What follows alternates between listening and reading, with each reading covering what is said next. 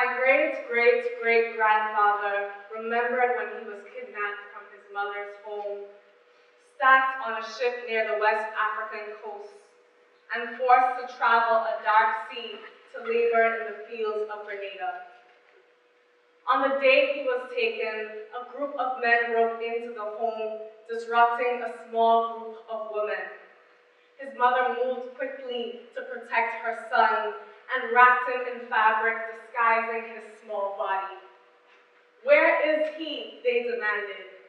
The slave traders had told the men to take children, and so they knew she had a son. His mother held firm, refusing to speak. They asked again, this time adding their fists and feet. They beat and kicked her until her body could no longer take the pain. Broken down by torture, she said, "Look in there," pointing to the fabric. That boy survived and passed that memory on to his children, who passed it on to their children until it reached all the way down to me. Without the art of storytelling and without my family's need to speak his truth, I wouldn't have such an intimate and personal account of the transatlantic slave trade.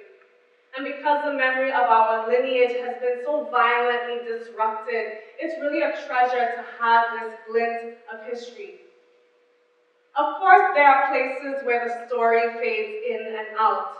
For instance, I don't know the name of his country or his people, but I know that he lived with his mother near a river that opened out onto the sea.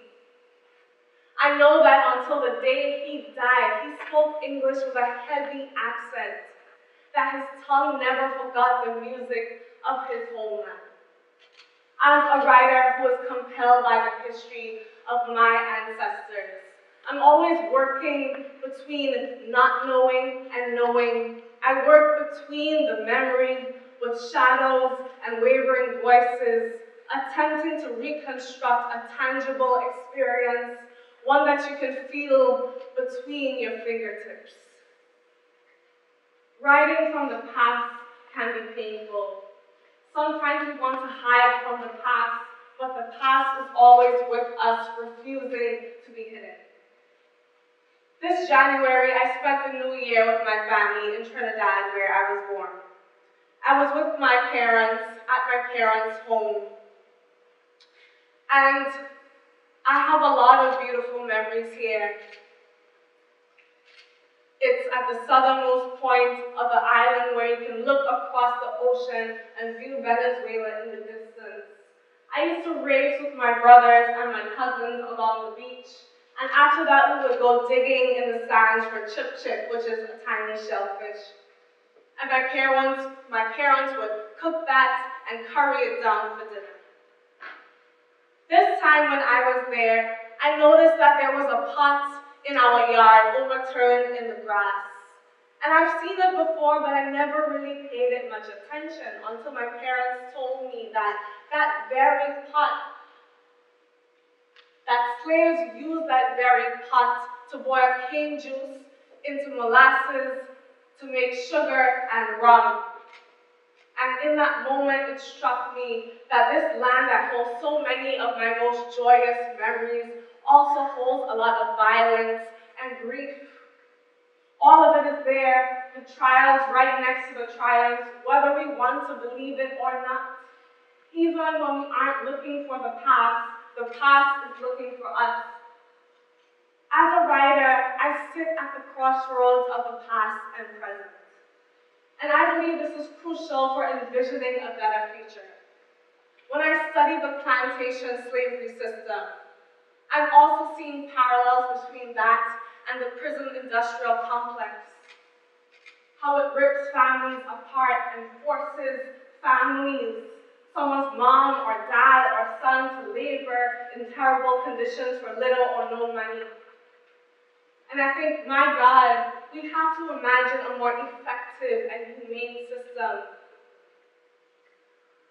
When I write about a runaway slave, I am praising the refugee's will to survive, and I want us to be more empathetic global neighbors, to open our doors to those in need. I used to be afraid of writing these stories. I used to worry when people said, "Why are you resurrecting the past? Why are you so obsessed with slavery? Didn't that happen a long time ago?" And my favorite, that has nothing to do with who or where we are today. These questions used to scare me and block my ability to write until I realized that that fear is a vestige from the past. Those ideas are meant to stifle, to dehumanize, and to oppress. If I don't write the past, I'll never write anything. In telling my great-great-great-grandfather's history, I am recognizing both his humanity and mine. I am honoring those who came before, who made sacrifices to ensure my existence and my future. For all of their pains and struggles, the least I can do is to speak and write their stories, to tribute, to say thank you, to say, even if I don't know your names or the scent of your hair, I have not forgotten you. I have a poem that's inspired by this dance of history and the past of honoring those who came before. It's called Retrograde, and I leave it with you as a parting gift. She crept into my room, took me outside into the mosquito night, thick with the gutted hums of fishermen's wives, piercing the flesh of a sleepwalking sky. She taught me that cobwebs are hammocks for spirits, a stop along the way to rest their weary skins, a knot on the thread of their pilgrimage to a place they had almost touched once. In those days, a village could grow legs, wedge itself deep into the throat of mountains where horses couldn't smell it, where footsteps couldn't sear its memory onto peeling roads. Dear Mama, the orchids have teeth, the machetes are ornaments rusting upon the walls. I want to build you a temple of teeth, but my hands are too tender. My hands are for stringing the rice grains of rosaries. Dear Mama, on the ocean roams a shadow of splinters. The fish are hurling themselves onto the shore. The shore will break into birds of dust. The scales are mirrors blinding the sun. On the ocean roams a shadow of splinters. How will I swim to you when the day is done? Thank you.